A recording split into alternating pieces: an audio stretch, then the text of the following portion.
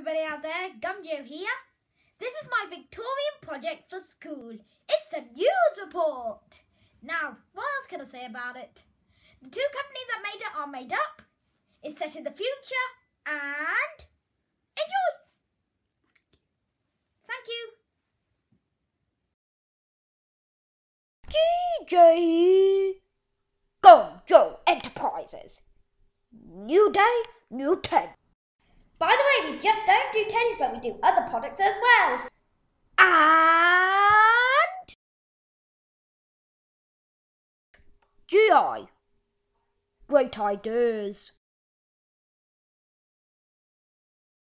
Coming up.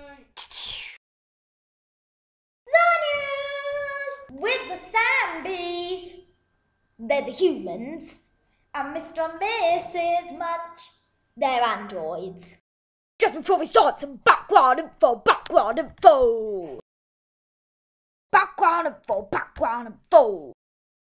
The news is set in the amazing year of 2163, where they are celebrating the tune's 300th anniversary with a Victorian special. By now, a time machine has been made, and the correspondent, Jim Jongles, has gone back in time to the Victorian ages. Good day, and has a special report. Now for the news!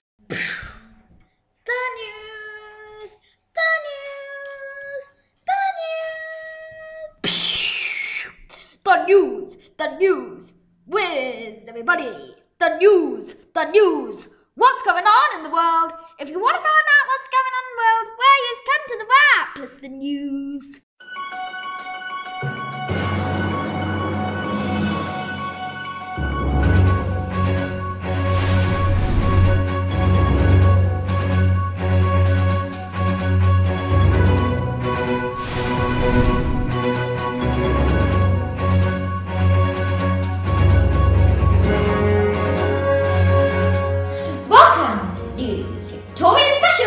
Every time you're watching this act. Join us here right now as we celebrate 326 years since the start of the most amazing time in history, the Victorian times! So, what's going on in the world today? Well, here are our top stories for this episode. Sorry.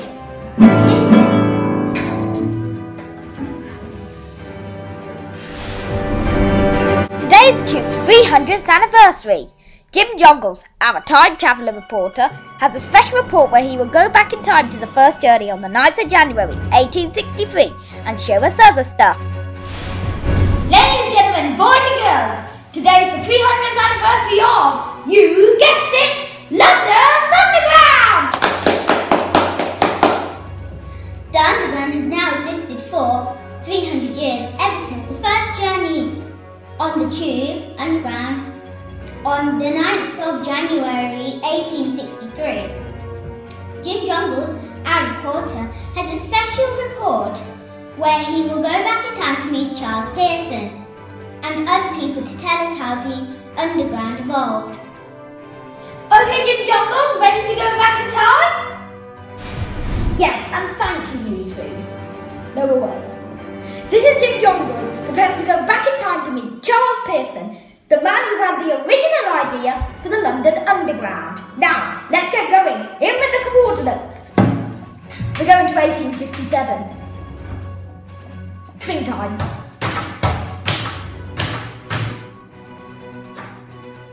Now, let's get going. Wait, Jim! Why are you using a typewriter? Well, 20 years ago we found a new use for these old, forgotten typewriters. We turned them all into time machines! How marvellous! Now, let's get going. No more words. Definitely this time. This is a key. In it goes. 3, 2, 1. Hold on tight.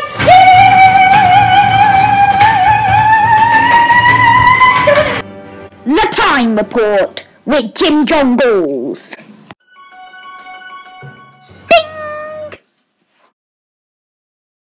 5 minutes later. Hello, Charles Pearson. Oh, how did you know my name? Sorry, no, time for that. I'm here to talk to you about the tube. Tube?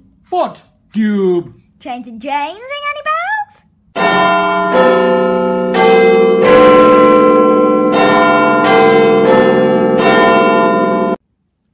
Oh, then yes. When did you first have the idea? Well, I couldn't put up with the constant overcrowding of London streets. Wait! Audience, here's a picture of an overcrowded street in London and Pearson. Yes? Why was there so much overcrowding? Well, the overcrowding of the city is caused first by the natural increases in the population and area of the surrounding district. Secondly, by the influx of provincial passengers by the great railway north of London. And what about the streets of London? The obstruction experienced in the streets is by omnibuses and cabs coming from distant stations to bring the provincial travellers to and from the heart of the City of London. What else, Charles? I point next, sir, to the vast increases of what I may term the migratory population, the population of the city who now oscillate between the country and the city, who leave the City of London every afternoon and return every morning. As well as this, when the railways were first built, a royal commission was signed. This royal commission said that inner London was a no-go area for trains. This meant trains had to stop on the fringes of London. Have you proposed the idea yet? Yes, I proposed 1 week ago.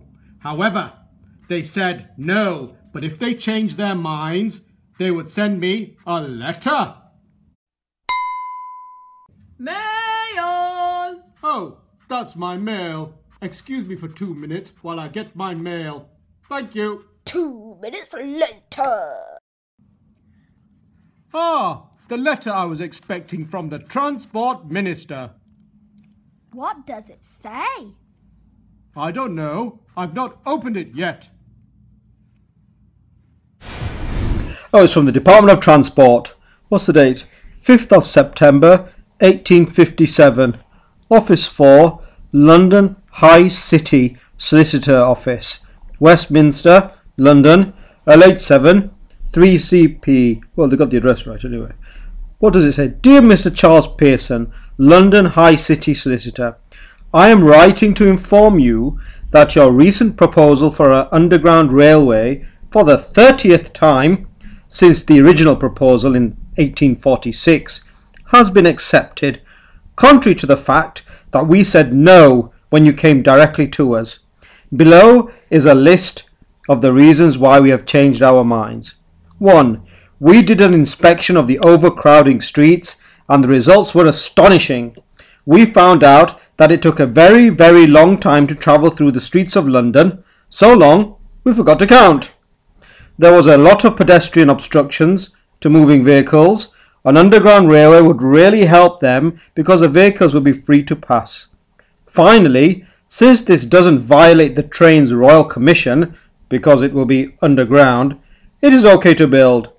As well as those, below is an outline of your idea and how it will come together.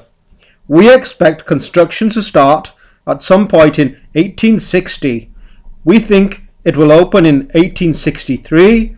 Sorry, but you will have no shares and not be involved at all in the construction and the company that will be running the world's first underground railway.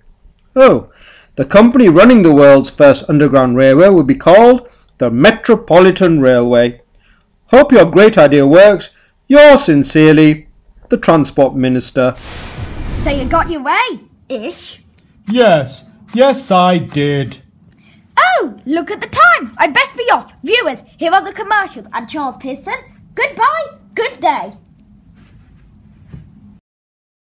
This is a commercial. End of commercial. Welcome back to the news.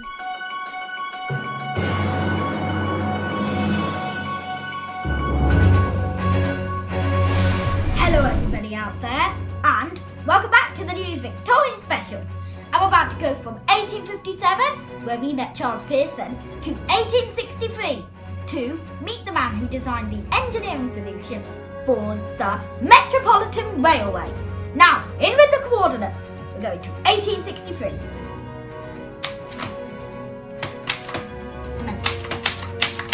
Now, this is the key. In it goes. 3, 2, 1. Hold on tight.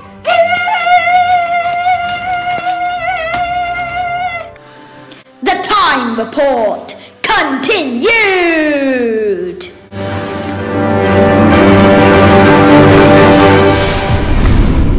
So, who are we going to talk to now, I hear you ask?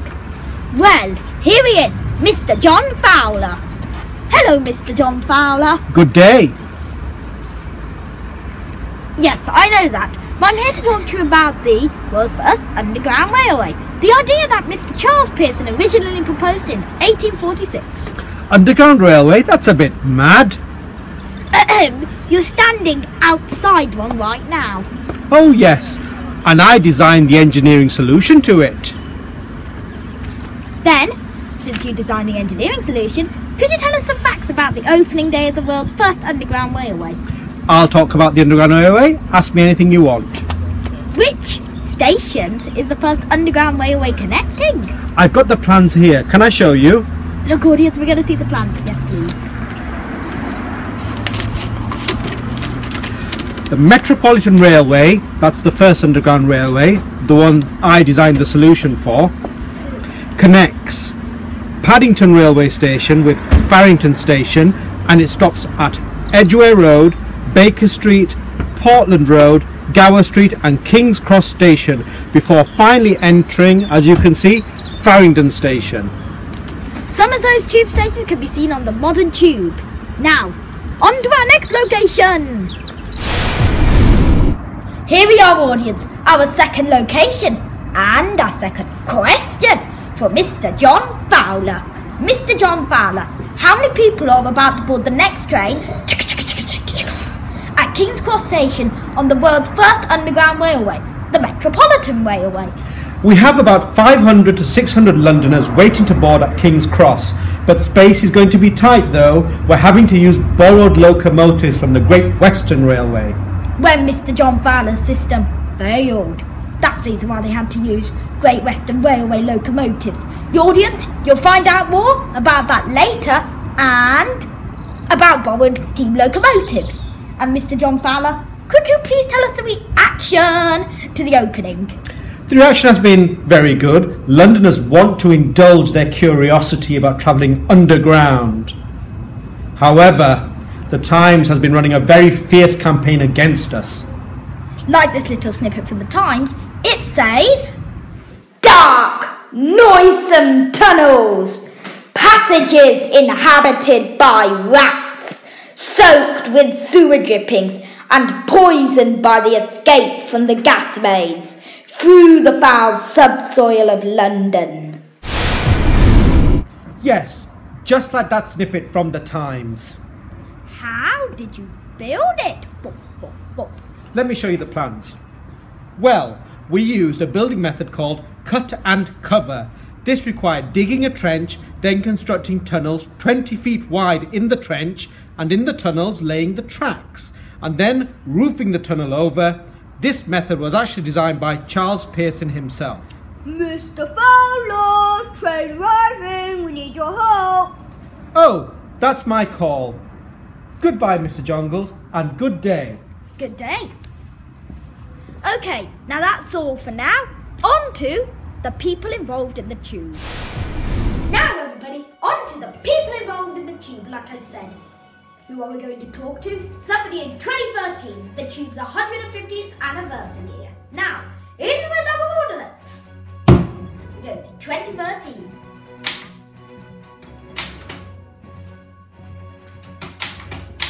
Now, let's get going! Where's the key? Ah, here it is. This is the key. In it goes.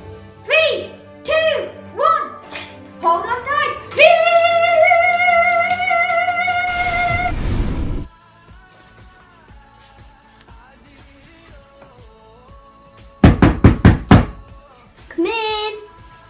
Hello, I'm here to see Mrs. Holden. I'm Mrs. Holden, Emily Holden. Okay then, good evening, Mrs. Emily Holden.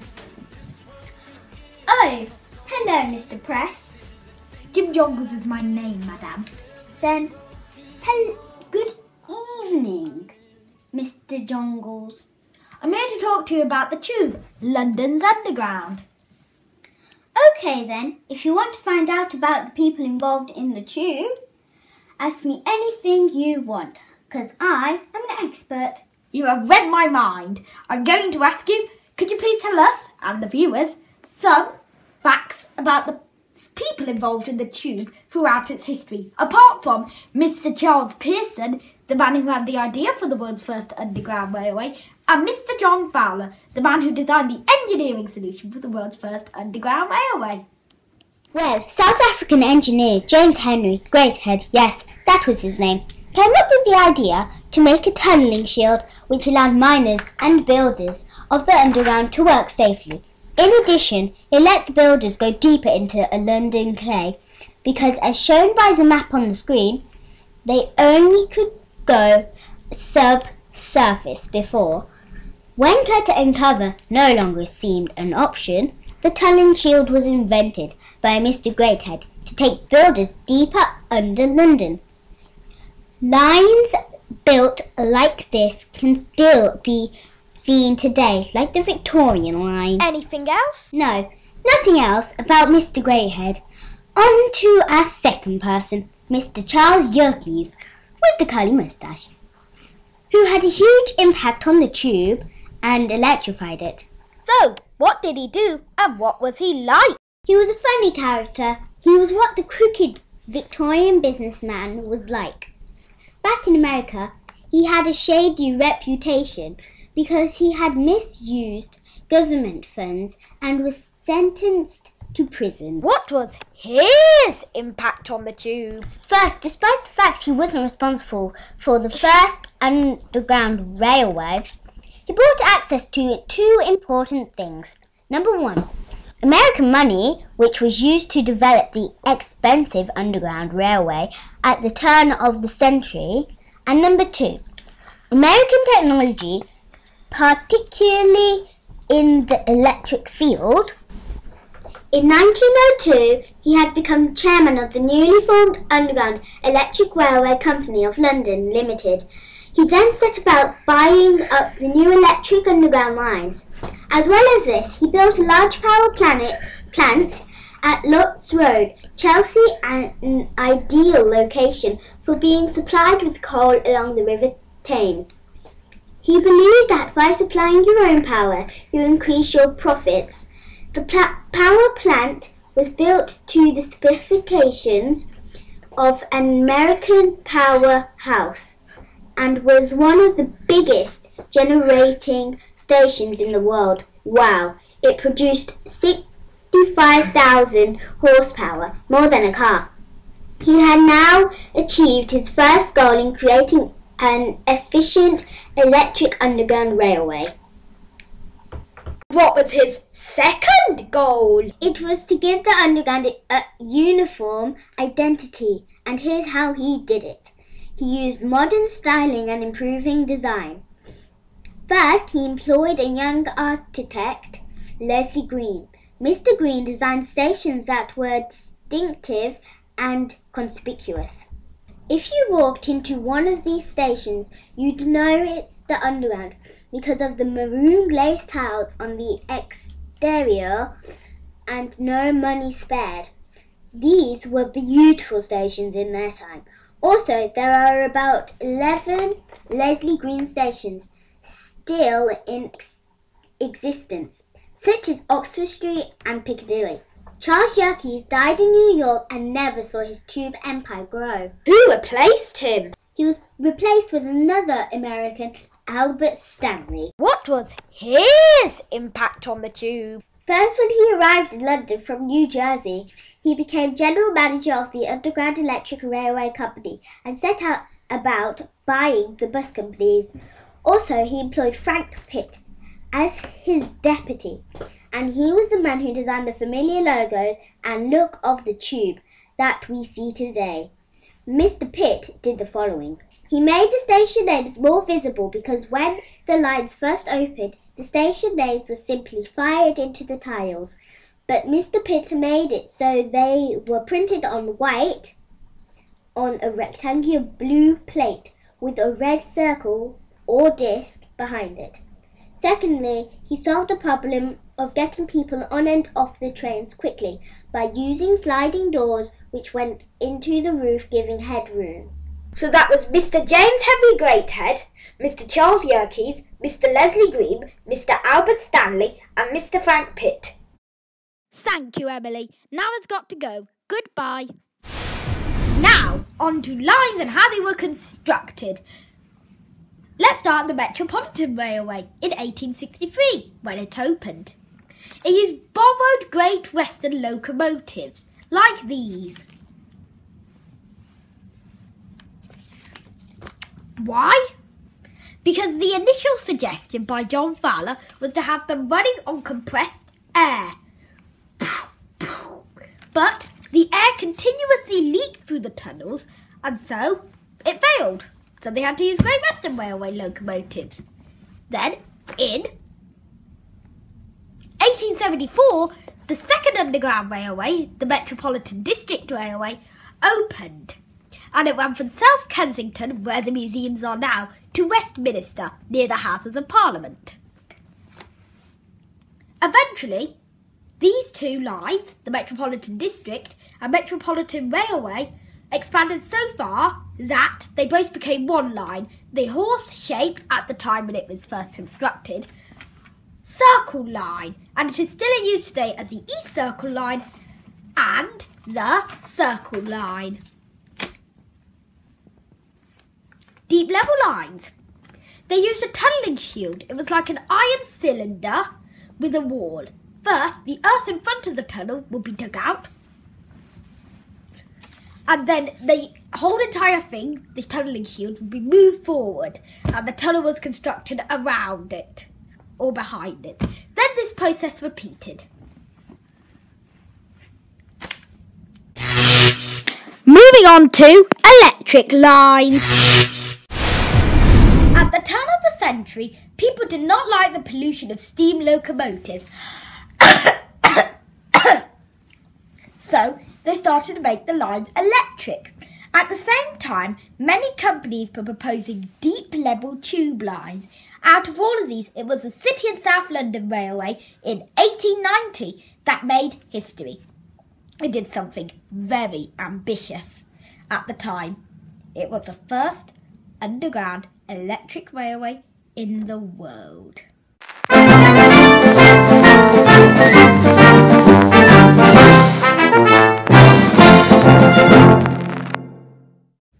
How did electrification work? Because the only electric mode of transport at the time were big black thingies, the trams. Well, they used a very unique system, a four-rail system. One of the two centre lines was a positive input of electricity, and one of the outer lines was a negative input of electricity. The other two lines were running rails. To make the electric equipment small enough, they put it all into a small locomotive. Despite the fact it was the first underground railway, of course, like all firsts, there were problems. They had a plough plant up in Stockwell. However, distribution up and down the line was not very good, and as trains entered the city centre, they struggled to go up and down the hills. Due to this flaw, the train would come to a halt, and all the lights would go out, and the passengers would be stranded in darkness.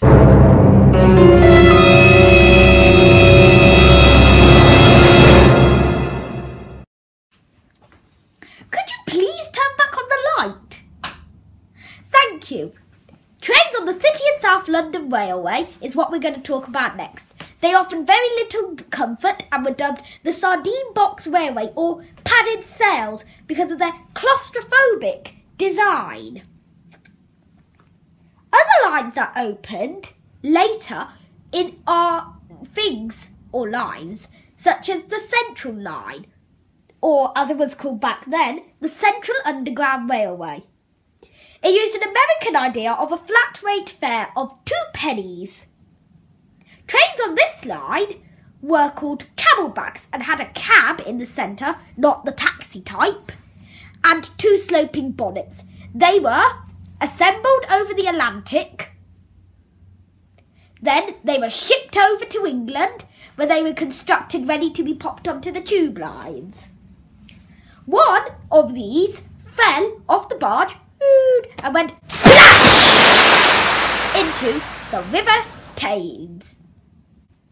To add to this, the Underground got the nickname the Tube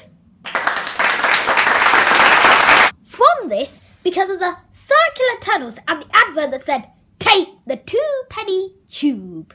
Now, that's all from Jim Jongles, who is about to go back to 2163. Back to the newsroom.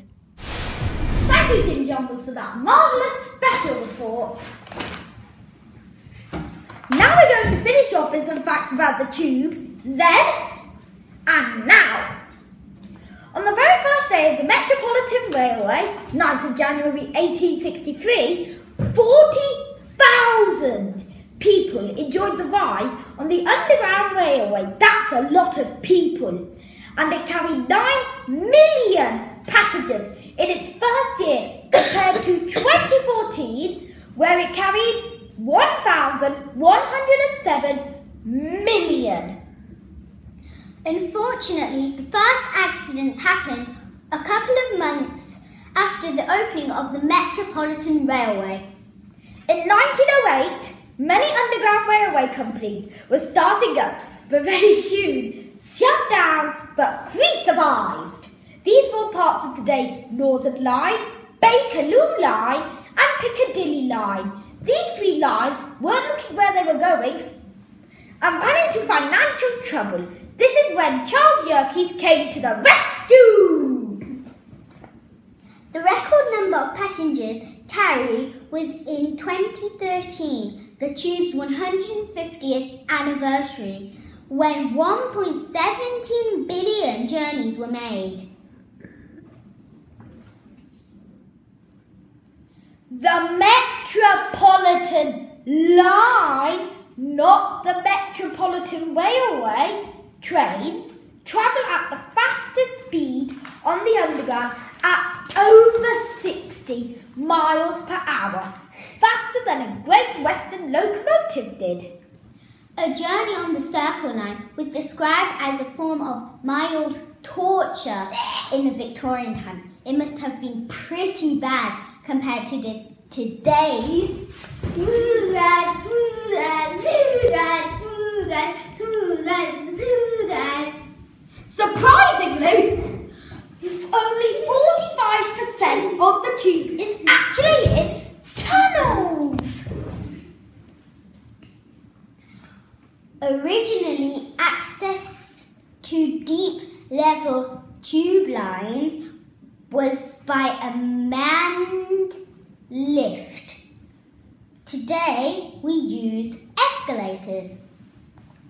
The first escalator was installed at Earl's Court in 1911, and now there are 426 escalators, with Waterloo having the most, 23, on the Underground. Currently, the Underground serves 270 of 280 stations compared to the original 7, with staff of 19,000. The deepest station is at Hampstead, 58.5 metres below street level in comparison to the original stations, just feet below the streets. The total length of the tube network is 402 kilometres compared to 6 kilometres. The length of the Metropolitan Railway in 1863. This makes it the 4th largest metro system in the world. In 1908, during Albert Stanley's reign on the tube, it was called the Underground for the first time in history. And finally, in 1961, it saw the end of steam and electric locomotives of the underground, leading to the modern tube. Speaking of endings, it's best we finish off this episode of the News Victorian Special. Okay then, thank you for watching. See you next time on The News! Remember to subscribe to our Gunjo YouTube channel for more amazing news videos. And now, goodbye!